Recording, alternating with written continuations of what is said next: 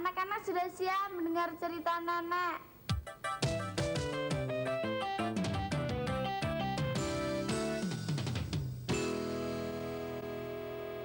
Anak-anak kecil, Tuhan cinta. Anak-anak besar, Tuhan cinta. Pemuda-pemudi, Tuhan cinta. Ibu, bapak, kakek, nenek, Tuhan cinta. Semua Tuhan cinta. Senang sekali nenek berjumpa lagi dengan kalian. Bagaimana kabarnya? Baik-baik semuanya?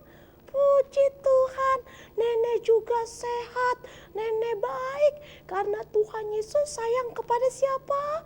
Kepada kita semua, kepada anak-anak di rumah, kepada nenek di sini, kepada semua kita, ya kan? Nah, nenek percaya kalian sudah siap dengan firman Tuhan, ya kan? Iya, nenek mau cerita firman Tuhan buat kalian. Kalian sudah bawa Alkitab? Nah, nenek mau cerita di dalam Markus pasal yang keempat. Ayo dibuka Alkitabnya. Markus pasal yang keempat, ayat yang pertama sampai ayat yang ke-20. Iya, pintar semuanya. Sudah buka ya? Tapi yang belum buka, ayo dibuka sekarang. Yang gak bawa Alkitab, lain kali bawa Alkitab ya. Nah, nenek mau cerita bagaimana Tuhan Yesus ya di tepi sebuah danau. Dan Tuhan Yesus selalu diikuti oleh banyak orang. Karena apa? Karena Tuhan Yesus banyak melakukan mujizat. Mujizat kesembuhan, mujizat orang yang kerasukan setan dibebaskan. Lalu Tuhan Yesus kemanapun pergi selalu diikuti orang banyak. Karena Tuhan Yesus juga memberikan pengajaran buat setiap orang banyak. Tuhan Yesus sering memberikan perumpamaan. Ya, waktu itu Tuhan Yesus ada di suatu tepi danau dan banyak orang sudah datang mengkerumuni Tuhan Yesus. Dan Tuhan Yesus duduk di atas perahu yang ada di tepi danau. Lalu Tuhan Yesus mengajar kepada banyak orang. Tuhan Yesus mengajar tentang perumpamaan. Perumpamaannya begini anak-anak ya. Ada seorang penabur benih. Ya, ada seorang penabur benih. Nih, nenek baca pada ayat yang ke-3 ya. Dengarlah, ada seorang penabur keluar menabur. Ya, pada waktu menabur sebagian benih jatuh di pinggir jalan. Wah, ada seorang penabur menabur. Sebagian benih jatuh di pinggir jalan. Lalu Tuhan Yesus mengatakan kepada banyak orang, ada burung yang terbang dan mengambil benih itu yang ada di pinggir jalan. Lalu penabur itu pun pergi menabur lagi dan jatuh di tanah yang berbatu-batu. Ya, nah nenek baca ayat yang keberapa itu? Ayat yang ke-5. Ya, sebagian jatuh di tanah yang berbatu-batu. Ya, yang tidak banyak tanahnya. Lalu benih itu cepat bertumbuh. Tetapi setelah datang musim yang tidak baik, benih itu langsung mati, tidak bertahan. Dan yang berikutnya Tuhan Yesus mengatakan lagi, ya, sebagian lagi jatuh di semak duri. Ya, sebagian lagi jatuh di semak duri. Lalu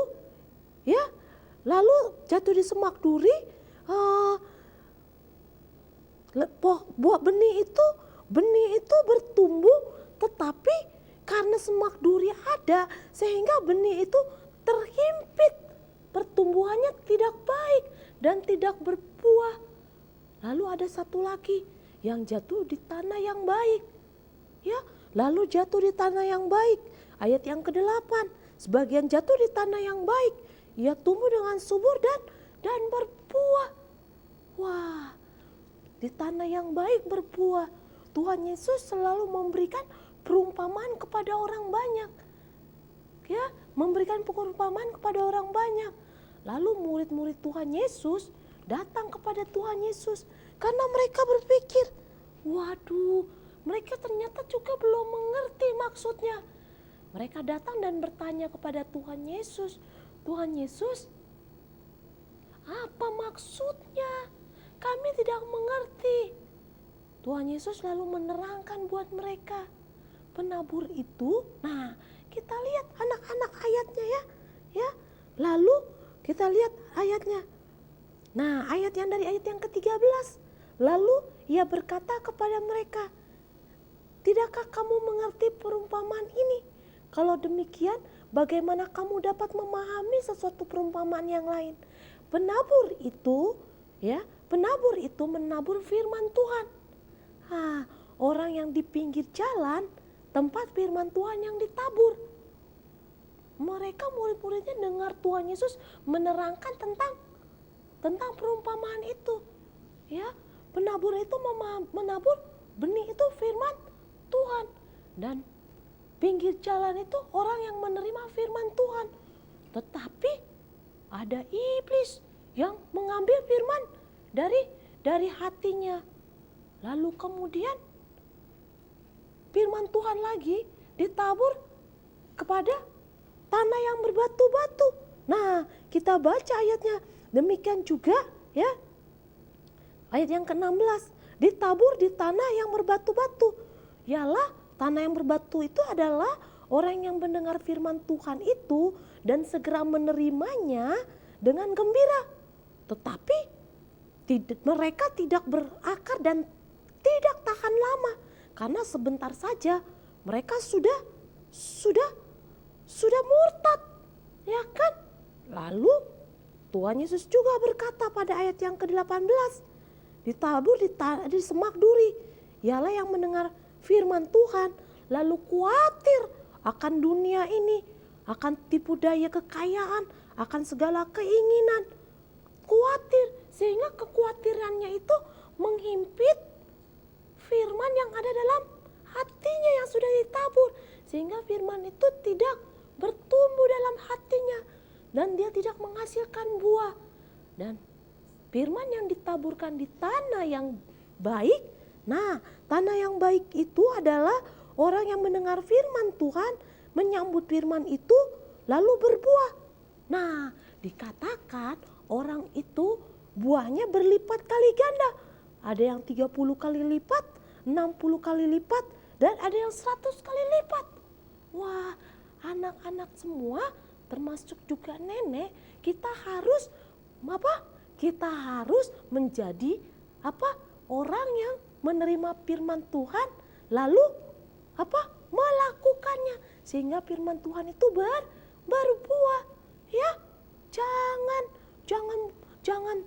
khawatir, jangan takut, dan juga jangan main-main waktu dengar firman Tuhan. Ya, tapi sungguh-sungguh ya. Baiklah, nenek akan akhiri perjumpaan kita kali ini. Nah, nenek pesan buat kalian di rumah baca lagi firman Tuhan tadi, agar kalian melakukan firman Tuhan dan firman Tuhan itu berbuah dalam hidup kalian.